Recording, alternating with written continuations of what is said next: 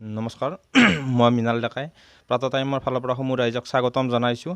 লগতে গাছবাৰী অন্তৰ্গত গণকজাৰ গাঁৱৰ মণ্টু কুমাৰৰ ঘৰত মই এতিয়া আছোঁ। মণ্টু কুমাৰৰ একমাত্ৰ ল'ৰাজন শয্যাগত হৈ আছে কিছুদিন ধৰি। তাৰ বুজ লোৱাৰ কাৰণে তেখেতৰ ঘৰৰ এজনৰ পৰা মই জানিব বিচাৰিম, দাদা তেখেতে কিমান দিনৰ পৰা তেনেকুৱা হয়, প্ৰব্লেমত ভুগি আছে? আমাৰ ভাইটি কৌশিক কুমাৰ আজি প্ৰায় 4 মাহে হ'ব এতিয়া। যোৱা ফেব্ৰুৱাৰী 26 তাৰিখৰ পৰা তেওঁ তেনেকৈ অসুখত ভুগি আছে। 26 তাৰিখে তেওঁৰ প্ৰাথমিক চিকিৎসাৰ বাবে বিদ্যা হস্পিটেল লৈ যায়। তাৰপিছত তেওঁক তেনেকৈ তুলাৰাম বাফনালৈ ৰেফাৰ কৰে। তাৰপিছত তুলাৰামে আমাৰ গুৱাহাটী মেডিকেল কলেজ হস্পিটেললৈ পঠাই দিয়ে। তেওঁ মানে সামান্য এটি পেটৰ বিষত ভুগিছিল।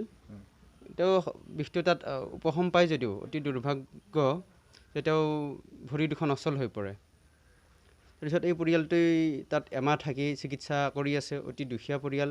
আমি ওচৰ চুবুৰীয়া মানুহে যথেষ্ট পৰিমাণে এই বিষয়টো চৰকাৰৰ পক্ষৰ ওচৰত আমি জনাবলৈ চেষ্টা কৰি আছোঁ, কিন্তু তেনেকৈ চৰকাৰৰ ফালৰ পৰা কোনো সঁহাৰি পোৱা নাই।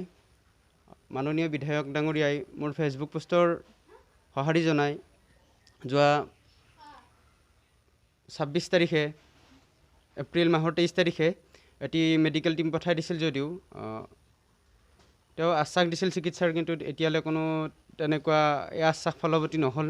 তেওঁ আহি উপস্থিত নহ'ল এই পৰিয়ালটিত, যাৰ ফলত কৌশিক কুমাৰ আজি এনেকৈ বিচনাত শয্যাগত হৈ আছে।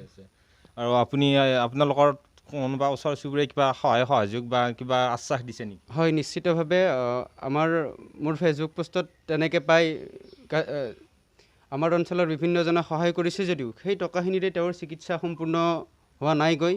অকণমান টকা উঠিছিল, সেইখিনি টকা তেওঁৰ চিকিৎসাৰ নামত ইতিমধ্যে প্ৰায় শেষ হৈ গৈছে। বৰ্তমান তেওঁৰ বিভিন্ন ডায়েগনচিছ আছিল, সেই ডায়েগনচিছখিনি টকাৰ অভাৱত মেডিকেল নিব পৰা নাই, যাৰ ফলত পৰীক্ষাখিনিও সম্পন্ন কৰিব পৰা নাই। তেনেকেই তেওঁৰ চিকিৎসা চলি আছে।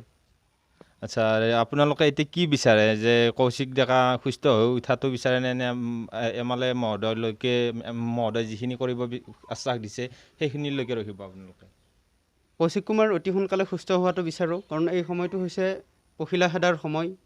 বিভিন্ন ল'ৰা ছোৱালী আহি তেওঁৰ ওচৰত উপস্থিত হয়, সেইবোৰ দেখি আমি অতি দুখ পাওঁ।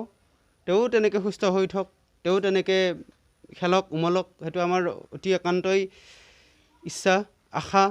কিন্তু আমাৰ মাননীয় স্থানীয় বিধায়ক সত্যব্ৰত কলিতা ডাঙৰীয়াই যি আশ্বাস দিলে 23 তাৰিখৰ পৰা আজি মে' মাহৰ আজি 21 তাৰিখ চলি আছে, তেওঁ উপস্থিত নহ'ল। মাত্ৰ খবৰটি লৈ তেওঁ তেনেকৈ থাকিল।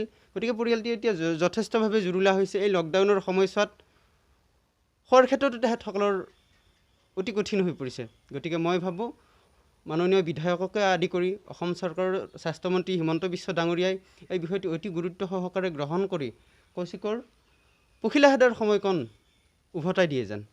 দাদাজনক ধন্যবাদ জনাইছোঁ। লগতে কৌশিক ডেকাক যাতে আপোনালোকে কিবা সহায় সহযোগ কৰিব বিচাৰে, একাউণ্টছ নাম্বাৰটো দিয়া হ'ব। একাউণ্টছ নাম্বাৰত আপোনালোকে পঠাই দিব পাৰিব। লগতে যদি কৌশিক ডেকাক মেডিকেল টিমত আপোনালোকে মেডিকেলত নি কিনে সুস্বাস্থ্যৰ দিশত নিব বিচাৰে, তেতিয়াহ'লে যোগাযোগ কৰিব। তাৰ কাৰণে কণ্টেক্ট নাম্বাৰটো দি দিম। এতিয়া মই বিদায় লৈছোঁ।